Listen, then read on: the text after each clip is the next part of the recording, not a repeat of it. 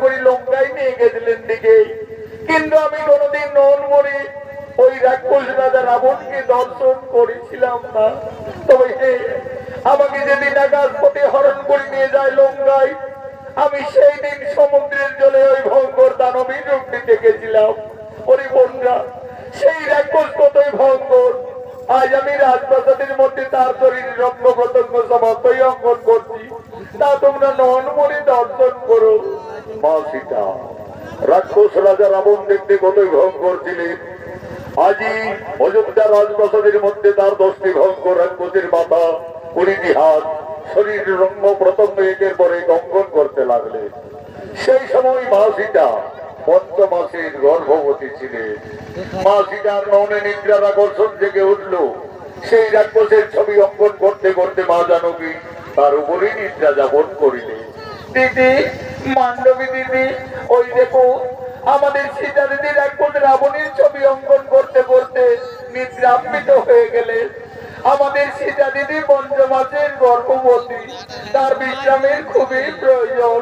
চলো দিদি, ততক্ষণে আমরা রাজপ্রাসাদের অন্তরালে যাই। চলো।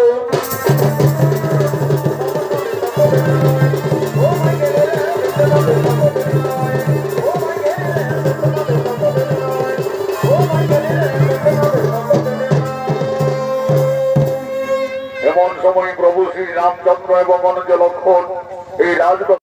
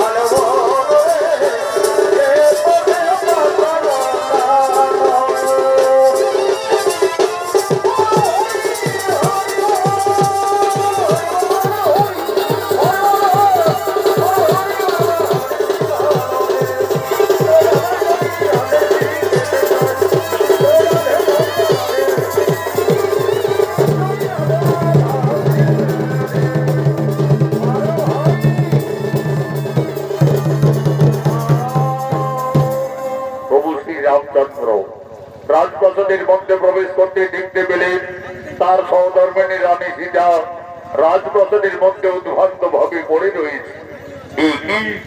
আমার সীতা ওইভাবে রাজপ্রাসাদের মধ্যে পড়ে আছে কেন? প্রভু শ্রী রামচন্দ্র এসে দেখলেন রাক্ষস রাজা রাবণের ছবি অঙ্কন করে তার উপরে তার স্ত্রী নিদ্রা যাপন করে রয়েছে। সেটা ওইভাবে লঙ্কেশ্বর রাবণের ছবি অঙ্কন করে রাজপ্রাসাদের মধ্যে অবগাহন করে রয়েছে কেন? না না না না না না না, তা হতে পারে না, তা হতে পারে না। সেটা কেন রাক্ষস রাবণের উপরে বিরাজমান? তাহলে কি আমার সীতা সত্যি লঙ্কায় গিয়ে রাক্ষস রাবণের প্রেমে পড়েছিল? কইটা সীতা রাবণ রাজাকে কোনো ভুলতে পারেনি যে তার ছবি অঙ্কন করে সীতা এখনো তার উপরে বিরাজমান?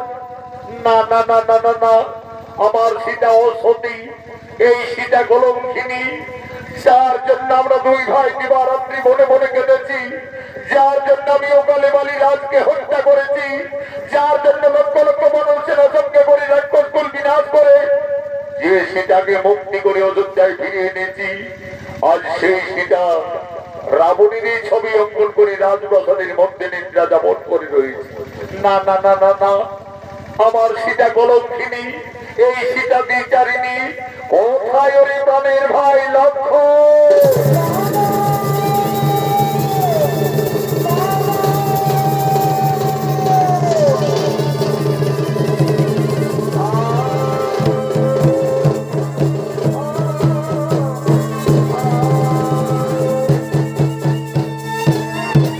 আদেশ করুন দাদা। ওরে ভাই লক্ষণ, ওরে আমার প্রাণের ভাই লক্ষণ, ওইতে করি ভাই আমাদের রানী সীতা রাক্ষস রাবণের ছবি অঙ্কন করে রাজপ্রাসাদের মধ্যে নিদ্রা যাপন করে রয়েছে। ওরে ভাই লক্ষণ, এই কলঙ্কিনী হয়তো লঙ্কায় গিয়ে রাক্ষস রাবণের প্রেমে পড়েছিল, হয়তো সীতা রাবণ রাজাকে কোনো ভুলতে পারেনি, সীতার ছবি অঙ্কন করে এখনো তার উপরে অবগাহন করে রয়েছে।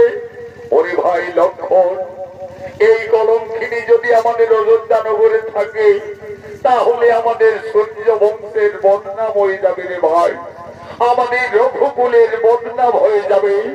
ওরে প্রাণের ভাই লক্ষণ, এই কলঙ্কিনী সীতার আর আমি মুখ দর্শন করতে চাই না। সূর্য বংশের জন্মমোর পিতামোর দশরথ বিখ্যাত জগতে তার পুত্র আমি রঘুনন্দন, যাও কলঙ্কিনীকে দিয়ে এসো নির্বাসন।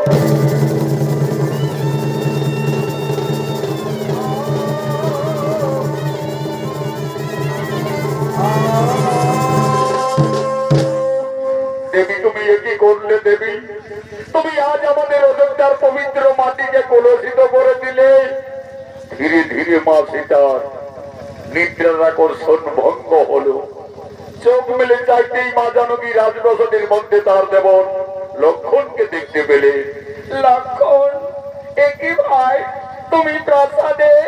দেবী তুমি একই করেছো দেবী, তুমি কেন রাক্ষস রাবণের ছবি অঙ্কন করলে আমাদের রাজপ্রাসাদের মধ্যে? তুমি তার উপরে সহন করে নিদ্রা যাপন করতেছিলে। তুমি কি সত্যি লঙ্কায় গিয়ে রাক্ষস রাবণকে ভালোবেসেছিলে? তুমি কি রাবণ রাজাকে কোনো ভুলতে পারোনি? না রে ভাই লক্ষণ, আমি কিছু ভুল করিনি রে ভাই।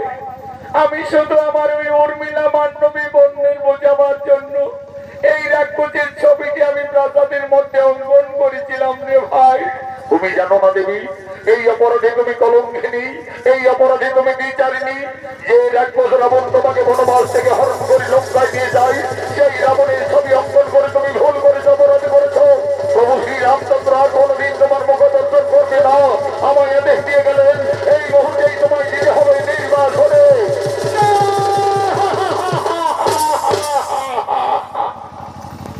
হে প্রভু, হে প্রভু রঘুনাথ, আজ তুমি আমাকে বিনা অপরাধে কলঙ্কিনী সাজালে। হে স্বামী, তুমি তো আমাকে লঙ্কার থেকে ফিরে এনে আমাকে সকলের উপস্থিতিতে অগ্নি পরীক্ষা করিয়েছিলে প্রভু। সবকিছু জেনেও আজ আমি বিচারিনি। ওরে ভাই লক্ষণ, তোমার দাদা যখন আর আমার মুখ দর্শন করবি না তাহলে আমার এই অযোধ্যায় থাকার প্রয়োজন হবে না রে ভাই। চলো ভাই, তুমি আমায় দিয়ে এসো নির্বাসনে। বিনা দোষে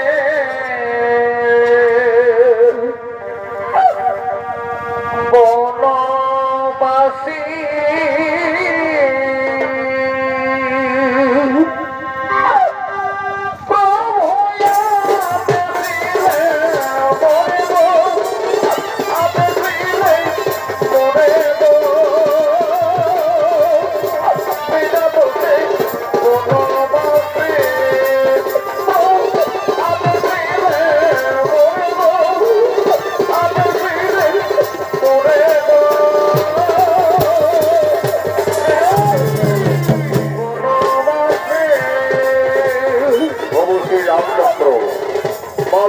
কলঙ্কিনী নির্যাতনে ভেবে বনবাসের আদেশ দিলে। সেই আদেশ পালন করার জন্য তার ভাই লক্ষণ আজ মা জানকীকে বনবাসে নিয়ে যাচ্ছে। আগে আগে চলেছে লক্ষণ, আজ মনের দুঃখে মা সীতাকে দেখেছে বনবাসে যাচ্ছে। বন ভবন বেরিয়ে ঘোর কাননে প্রবেশ করছে লক্ষণ দেবী সীতাকে নিয়ে। আজ লক্ষণ বলছেন দেবী গো, দেখো দেবী, আমরা তো বনবাসের যথার্থ জায়গায় উপস্থিত হয়ে গেছি দেবী। তুমি তোমার বনবাস জীবন এই কারণেই কাটাবে দেবী। তুমি আমাকে অযোধ্যায় ফিরে যাওয়ার অনুমতি দাও দেবী। আমাকে অযোধ্যায় ফিরে যেতে হবে, কিন্তু আমি কিভাবে একটি মধ্যমাসের গর্ভবতী নারীকে মনের মধ্যে দিয়ে যাব? তুমি আমায় ক্ষমা করে দাও দেবী, আমায় তুমি ক্ষমা করে দাও। যে জানকীর জন্য আমি 12 বছর রোনাহারি হরিণ গাইছিলাম, যে জানকীর জন্য আমি সব বিশ্বের মাল মুখে ধারণ করেছিলাম, সেই জানকীকে আমায় বনবাসে দিয়ে যেতে হবে। আমায় ক্ষমা করে দাও দেবী, আমায় তুমি ক্ষমা করে দাও। ওরে ভাই লক্ষণ,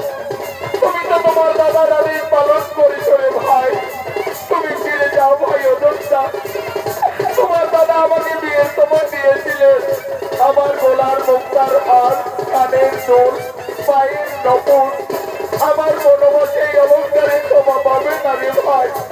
এই অলঙ্কার গুলি ফিরে নিয়ে যাবে অযোধ্যায়। তোমার দাদা রঘুরাজের কাছে নিয়ে বলবে, দাদা তোমার আদেশ আমি পালন করেছি। তোমার বাবাকে রানীকে আজ আমি বনবাসে দিয়ে এসেছি। বনবাসে দিয়ে বনবাসে দিয়ে এলাম। তোমার যাবো কি রে, তোমার যাবো কি রে, বনবাসে দিয়ে এলাম।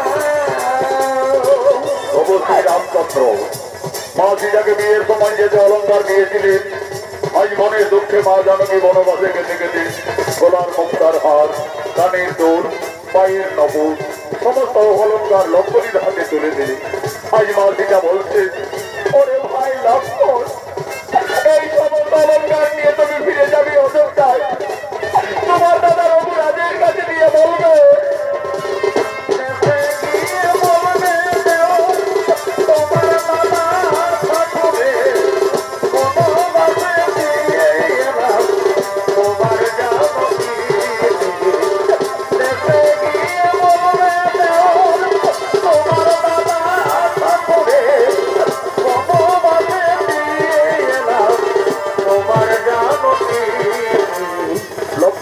চলে গেলেন অযোধ্যায়। আজ মা সীতা সংসার হারা জনম দক্ষিণী বনবাসিনী। আজ মা জানকী মনে মনে কাঁদছে, তার মনের ধারা অবিরত বইছে। আজ মা সীতা কাঁদছে আর কেঁদে কেঁদে বলছেন, এ বিধাতা, আমি এখন কোথায় যাব? এই বনবাসে আমি কি খাবো? আমি কিভাবে আমার এই গর্বের সন্তানে বাঁচাবো? না না না না না, আমি আর কোথাও যাব না। আমার বেঁচে থাকার চেয়ে আমার মরে যাওয়াই ভালো হবে। আমার মরে যাওয়াই ভালো হবে। হে প্রভু রঘুনাথ, তুমি শুধু যুগে যুগে আমাকে কাঁদিয়ে চলেছ প্রভু। আমার এই নারী জনম দুঃখের জীবন যুগে যুগে আমার কেঁদেই যেতে হলো প্রভু, কেঁদেই যেতে হলো। সারে যুগে আমি বড় মন্দ ভাগিনি,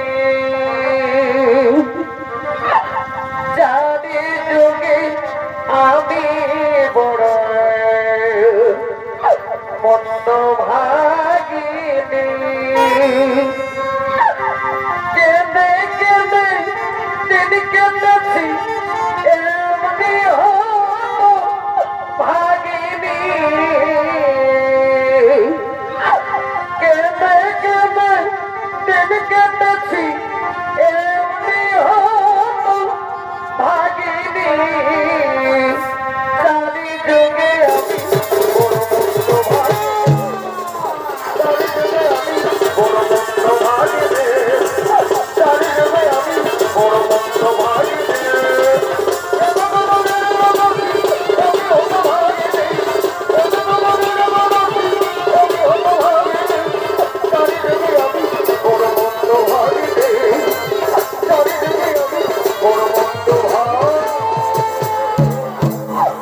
দাঁড়াও, এমা তুমি ঘোর নির্জন কাননে কাঁদতে কাঁদতে মনের দুঃখে প্রাণ বিসর্জন দিতে যাচ্ছ।